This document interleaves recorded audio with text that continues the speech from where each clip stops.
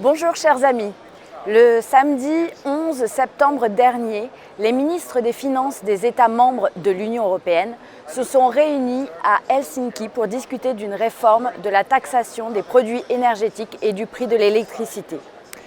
Il faut savoir que la fiscalité de l'électricité, des produits gaziers et pétroliers en France est imposée par l'Union européenne qui fixe le régime de taxation. Bien entendu, par révision, il faut entendre augmentation. Ainsi sont concernés les tarifs les plus bas pour l'électricité et les combustibles de chauffage que les eurocrates BA considèrent comme insuffisants.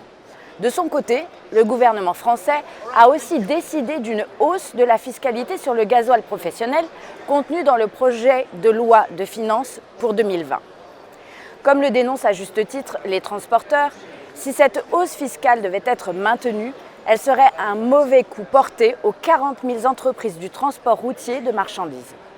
C'est une situation qui favorise la concurrence déloyale de nombreuses entreprises étrangères, pratiquement le dumping social.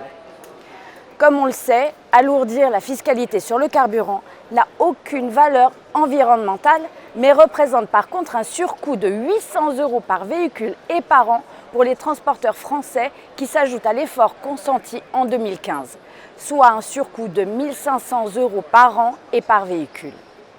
Accepter une telle charge supplémentaire équivaut à remplacer un camion français par un camion est-européen.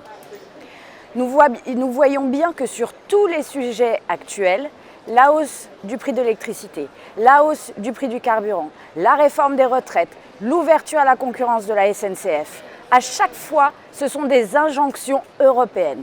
Évidemment, personne n'en parle. En dépit de la mobilisation des Gilets jaunes, vent debout pendant des mois contre la taxe des carbones et les justes revendications des transporteurs routiers, le gouvernement Macron et ses amis bruxellois se préparent donc à remettre le couvert. Qui pourra désormais sincèrement contester le diagnostic de Marine Le Pen sur cette Europe des élites qui fait fi de la volonté des peuples et sur ce gouvernement ultralibéral soumis au diktat de Bruxelles? Et c'est pour ça que nous, le Rassemblement national, nous comprenons la fronde des Français. Il n'est par exemple pas acceptable que la retraite des femmes subisse jusqu'à 19% de baisse. Il n'est pas non plus acceptable que l'âge de la retraite à taux plein passe à 64 ans. Par conséquent, nous demandons à messieurs Macron et son Premier ministre de mettre fin à cette farce et demandons un référendum sur cette réforme comme l'a proposé Marine Le Pen. Je vous rappelle que les syndicats ont tous appelé à voter M. Macron et sont donc tous discrédités. La parole doit être directement donnée aux Français, car sur ce sujet, ils sont tous concernés. Ainsi, chacun pourra passer les fêtes de Noël beaucoup plus sereinement. À bientôt.